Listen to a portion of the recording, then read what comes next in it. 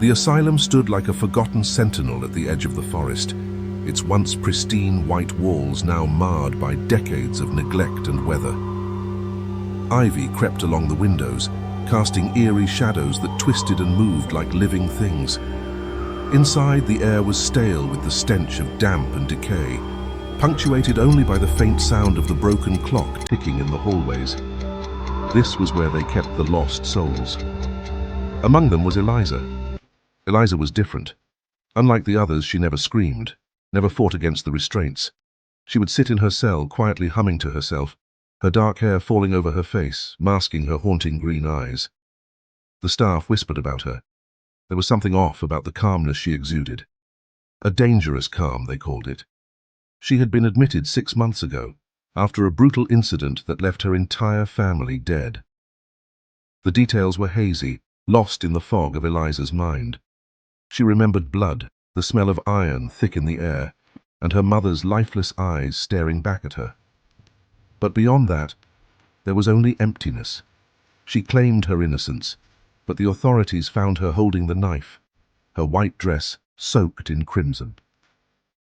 The days in the asylum bled together, each one the same as the last. But Eliza's mind was a battlefield.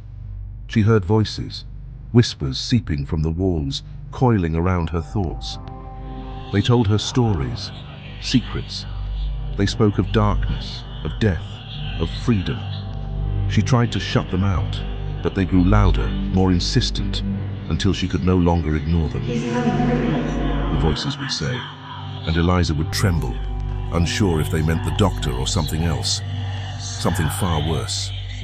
Dr. Marlow, the head psychiatrist, was fascinated by Eliza. He believed she was repressing the truth of what happened that night, that her mind had created an alternate reality to shield her from the trauma. Day after day, he tried to dig deeper, to unlock the memories buried beneath the layers of her psyche. But Eliza resisted. Every time he pried too far, the whispers would surge, louder, angrier, until Eliza would convulse in fear. One evening, during another of Dr. Marlow's grueling sessions, something shifted. Eliza's calm demeanor cracked. Her eyes darted wildly around the room, following something unseen. Do you hear them?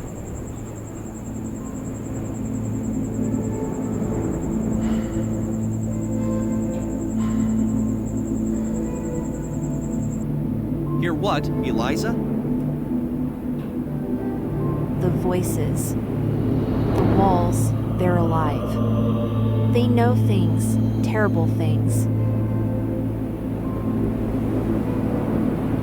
That's just your mind projecting, Eliza. They told me about you, Dr. Marlow. They told me what you did. What are you talking about? You think you can hide it, but the walls see everything. They saw what you did to her.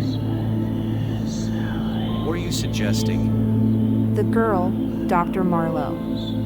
The one you said was crazy. The one you said killed herself.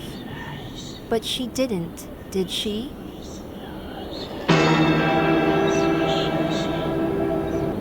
You're delusional. They told me you've been doing it for years. You take the broken ones, the ones no one cares about. You break them even more until they can't take it anymore. And then you make it look like an accident. Enough! This session is over. She fought back, didn't she? She wasn't as broken as you thought.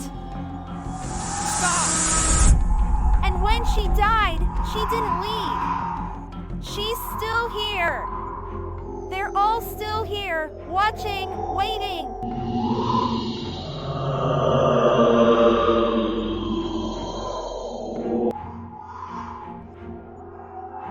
The walls are hungry, Doctor. They want more.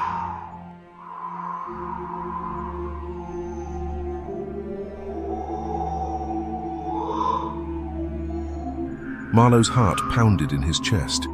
He reached for the door handle, but before he could turn it, the lights flickered and went out. Darkness swallowed the room, thick and oppressive. Then, the whispers began. At first, it was faint, like the wind blowing through cracks in the wall, but it grew louder, more distinct. Voices overlapping, echoing, calling his name.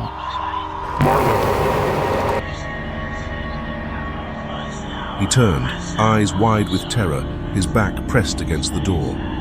Eliza sat calmly in her chair, her smile widening, her green eyes glowing in the dim light. You can't run. They're coming for you. The door behind him wouldn't budge. He slammed his fist against it, screaming for help, but the whispers drowned out his cries. They were inside his head now, filling every corner of his mind, gnawing at his sanity.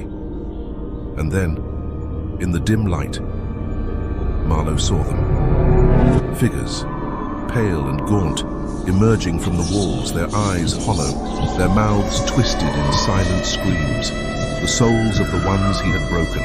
They reached for him with bony fingers, their touch cold as death.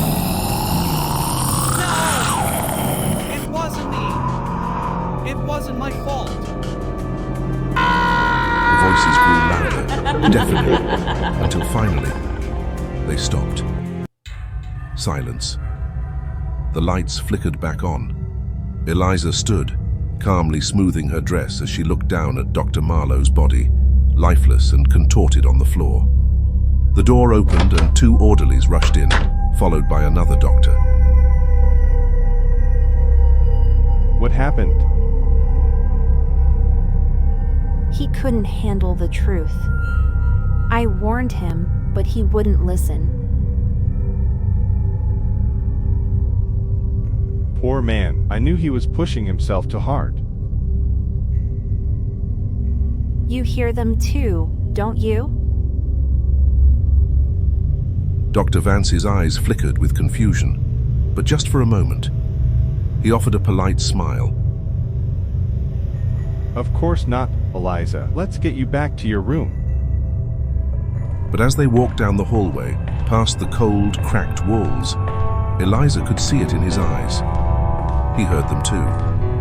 They all did.